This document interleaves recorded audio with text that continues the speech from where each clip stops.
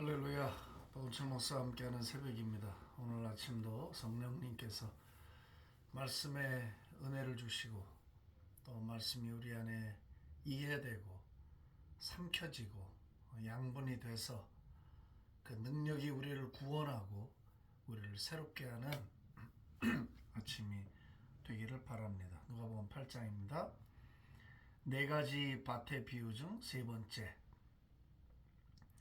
가시떨기에 떨어졌다는 것은 말씀을 들은 자이나 지내는 중 이생의 염려와 재물과 향락의 기운이 막혀서 온전히 결실하지 못하는 자요.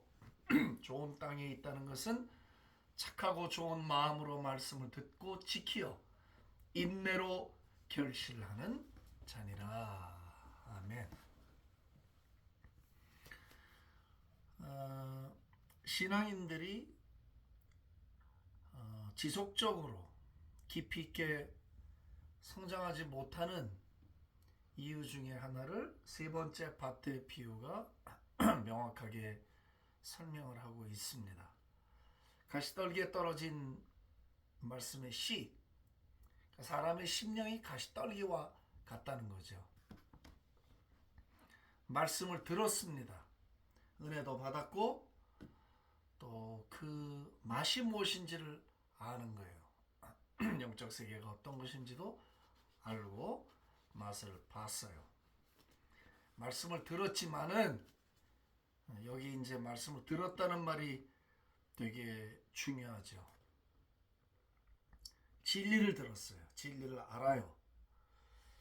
근데 아는 것과 아는 것만큼 삶을 사는 건 다른 이야기예요.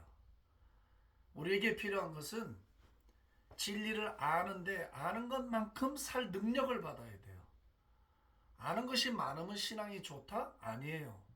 아는 것이 많으면 더 잘 살 수 있다? 그것도 틀린 말이에요. 내 안에 있는 말씀의 지식, 하나님에 관한 경험, 지식, 많은 것들이 삶으로 살아갈 수 있는 능력으로 나와야 돼. 그러니까 기도할 때 주님, 내가 아는 것들을 삶으로 살 수 있는 힘과 은혜를 주옵소서.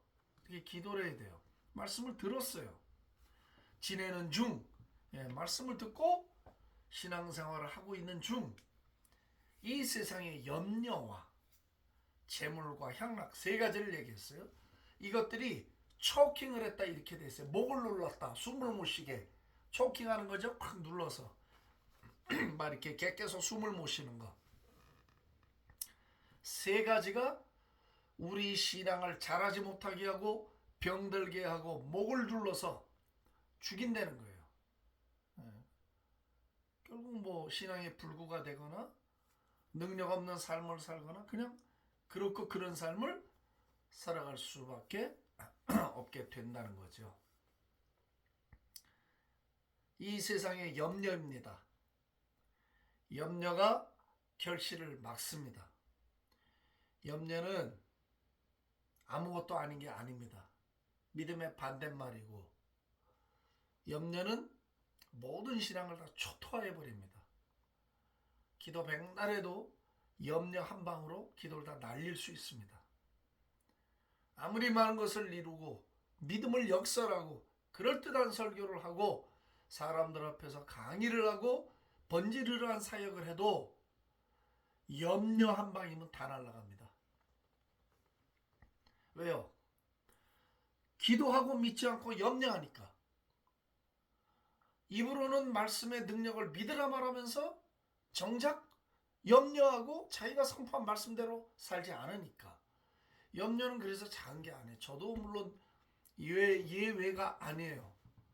저는 남들에 비해서 염려가 훨씬 없는 사람 축에 들어가지만 염려의 무서움을 잘 알고 있어요. 정말 염려는 신앙의 성장을 막습니다. 막을 뿐만 아니라 죽입니다. 목을 조릅니다. 그래서 산소가 못 들어오게 생명을 위협해. 목을 조른다는 건 뭐예요? 생명을 위협한다는 거잖아요. 그래서 예수님이 이방인들처럼 뭘 먹을까 뭘 입을까 이거 염려하지 말라는 거야. 그건 불신자들이 하는 아주 대표적인 삶의 방식이라는 거예요.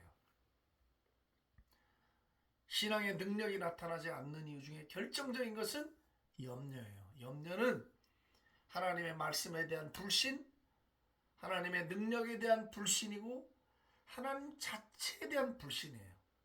하나님의 아버지가 돼서 우리를 책임지시겠다 했으면 책임지시는 거야. 아버지가 부도를 내지 않아요. 아버지가 뭐 실언을 내서 헛소리를 하시는 분이 아니에요. 그분을 한번 사랑하신다고 작정했으면 끝까지 사랑하고 우리처럼 조변석계에서 아침 저녁으로 칠락팔락 마음이 바뀌시는 그런 분이 아니에요.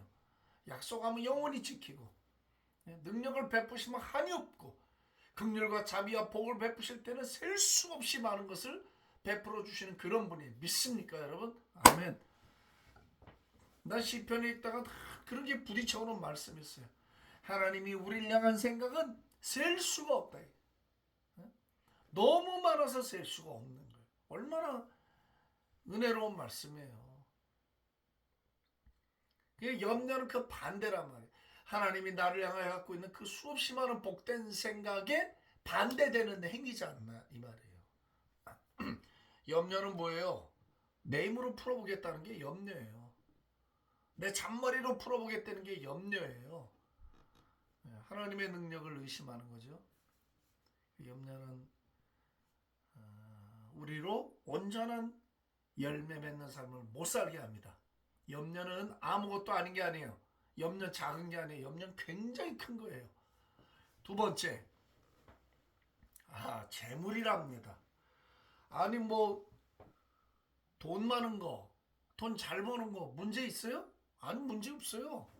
돈 자체에 문제가 있다는 말을 난 들어본 적이 없어요. 돈을 사랑하는 것에 문제가 있다고 말씀을 하셨어도 돈 자체가 문제가 있다는 말을 성경에서는 한 적이 없어요. 돈은 긍정적인 면과 부정적인 면에 있어서 50대 50이라고 말하는데 그건 저는 조금 반대예요. 누가 뭐래도 돈이라고 하는 건 선보다는 악 쪽으로 조금 더 치우쳐 있어요.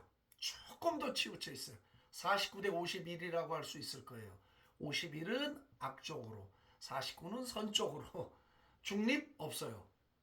돈에는 중립이라는 게 존재하지 않아요. 선으로 가든지 악으로 속하든지 하는데 50대 50도 제가 볼 때는 아니에요. 악 쪽으로 조금 더 가 있어요. 성향상. 55대 45, 49대 51 이쪽으로 치우쳐 있는 것을 부정할 수가 없어요. 그래서 돈을 많이 버는 것, 많이 가지는 것, 저축하는 것이 죄가 되거나 나쁘다는 게 아니에요. 여기서 말하는 재물이라고 말할 때 그것은 사랑함이고 의지함이고 애착을 말하는 것이에요. 선한 일에 쓸 줄 모르는 거지. 긁어 모을 줄만 알고. 또 문제는 모아서 그럼 자기를 위해 또 열심히 잘 쓰고 죽느냐? 그것도 아닌 거예요. 사람이라는 게. 모으다 죽어요. 제대로 써보지도 못하고. 얼마나 이게 불행한 일이에요. 그래서 재물을 사랑하지 않는 유일한 방법이 있어요. 제가 가르쳐 드릴게요. 자꾸 논아주는 거예요. Give it away. 자꾸 내보내는 거야. 써야 돼. 자꾸 쓰고 바깥으로 시선을 돌리게 만들어야 돼요. 물도 고이면 썩어요. 물은 흐르는 게 물이에요. 흘러야 해. 흐르는 물은 깨끗해. 물이 흘러야 돼. 막히면 하수도처럼 악취가 나고 썩고 그렇게 되거든요. 그러니까 재물이라는 것도 뭐 누군가는 돈을 벌어야 교회를 봉사하고 선교사들을 지원하고 선한 일을 할 거 아니에요. 교회도. 그죠? 그런데 재물을 사랑하는 것과 재물을 의지하는 것과 재물을 하나님처럼 의존적으로 살라고 하는 태도, 이런 모든 것들이 우리를 목조른다는 거예요. 무서운 말씀이죠. 사실 대부분의 재물이 많은 신자들은 그렇지 않은 분들도 많아요. 재물이 있어도 정말 뜨거운 눈물과 가슴으로 주님을 섬기고 많은 사람을 돕고 선교사들을 지원하고 선한 일에 재물을 나눠 쓰는 사람들이 굉장히 많아요. 반면에 그 재물 때문에 신앙이 안 자라고 교회 봉사도 제대로 못하고 하는 분들도 더러 있어요. 더러 있어요. 많지는 않아도. 많다고 그러면 또 저한테 돌 던질까봐. 그래서 재물이라고 하는 것을 선하게 쓸 수 있는 훈련이 되어 있어야 된다. 저는 재물 쓰는 것도 훈련이라고 생각해요. 잘 쓰면요, 쓰는 재미가 있어요. 그리고 잘 쓰면 쓰면서 행복해요. 잘 쓰면 쓰면서 염려가 사라져요.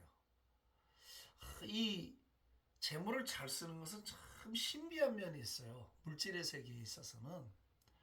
이 불신자들 가운데도 많은 사람들이 기부 문화에 동참하는 분들이 있잖아요. 그래서 이제 기부를 많이 하는데 굉장히들 행복해요. 삶이 윤기가 나고. 그럴 수밖에. 시선을 안으로 돌리면 말씀드렸잖아요. 고이고 썩어요. 밖으로 돌리면 윤기가 나요. 빛이 나요. 네, 항상 하나님도 우리에게 아들을 주심으로 빛이 나시잖아. 항상 주는 삶으로. 네? 받는 삶에서 주는 삶으로. 그런 은혜가 여러분들에게 있기를 바라요. 그 다음 이제 세 번째가 향락이라는 거야. 쾌락, 즐거움을 추구하는 거. 결국 여러분 향락과 쾌락의 주제가 누구예요? 나야 나. 나의 쾌락, 나의 향락이지 다른 사람의 향락과 다른 사람의 쾌락을 위해 사는 정신 나간 사람 없어요. 쾌락의 핵심은 나야 나. 예? 향락의 핵심은 나야. 먹고 마시고 쓰고 놀고 정욕적으로 살고 음란한 짓 하고 도박하고 고상하게 죄 짓고 툭하면 놀러 다니고 때마다 차 바꿔 타고 뭐 해도 만족이 없으니까 향락이라는 건요 마치 소금물을 먹는 거하고 똑같단 말이에요. 마셔도 갈증이 사라지지 않는 거거든요. 인생은요 안 채워지는 거예요. 아무리 해도 주님 말고는 우리를 참만족시켜 주실 분이 없는 거예요. 그러니까 이 향락이라고 하는 게 이것도 이거 무시무시한 거거든요. 쾌락과 향락에 빠져서 신앙 또 등진해. 왜요? 한 발은 말씀을 들었으니까 은혜의 세계에 발을 디디고 있고 또 한 발은 그 짜릿한 쾌감으로 살아가는 유혹을 못 떨쳐내. 참 그런 거 참 조심해야 되죠. 뭐 이런 말씀 드리면 좀 그렇지만 요즘은 뭐 골프도 개나 소나 다 치니까 그렇다 쳐도 여전히 사치스러운 운동이면 틀림이 없어요. 제가 볼 때. 그리고 뭐 다 건강을 위해서 취미 생활을 하자 해서 하는 거 그게 선이냐 악이냐 그런 얘기는 아니에요. 그래도 선교사님들 세계에서는 좀 영적 지도자들 세계에서는 조금 재고를 해볼 필요는 있지 않나라는 생각이 좀 솔직히 들긴 듭니다. 특별히 선교사님들에게 있어서 골프 문화는 과연 합당하다고 할 수 있나라는 생각을 제가 좀 해보게 됩니다. 해보게 되고 향락이라는 거 사람이 있잖아요. 변질되는 게 한꺼번에 변질되는 게 아니에요. 서서히 다운힐로 서서히 갉아먹고 들어와서 변질이 오는 거지 한순간에 변질되는 거 아니에요. 자신을 향해서는 매몰차고 다른 사람을 향해서는 관대할 줄 알아야 변질되지 않아요. 그래서 오늘 주신 말씀 잘 소화할 수 있기를 바랍니다. 자비하신 아버지 하나님 감사합니다. 가시떨기에 떨어진 하나님의 말씀이 염려와 재물과 쾌락의 기운에 막혀서 결실치 못한다 하였습니다. 다스리게 해주시고 정복하게 해주시고 시선을 돌리게 해 주시옵소서. 할렐루야. 모든 영광을 주 앞에 올려드리고 예수님의 이름으로 기도합니다. 아멘. 할렐루야.